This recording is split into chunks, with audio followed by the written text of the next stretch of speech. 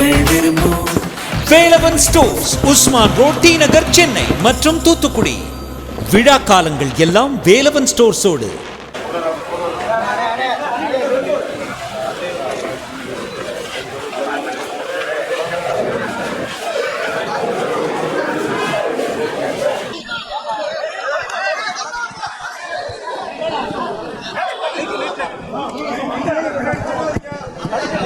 ஆகியோர் சேர்ந்து அரசியல் நிர்பந்தத்தின் காரணமாக பொய்யாக போடப்பட்ட இந்த வழக்கு கிட்டத்தட்ட ஒரு 13 வருடங்களுக்கு பிறகு எல்லா பிரிவுகளும் போட்டது பொய் என்று சொல்லி மாண்புமிகு நீதிபதி அவர்கள் விடுதலை செய்து தீர்ப்பு வழங்கியிருக்கின்றார்.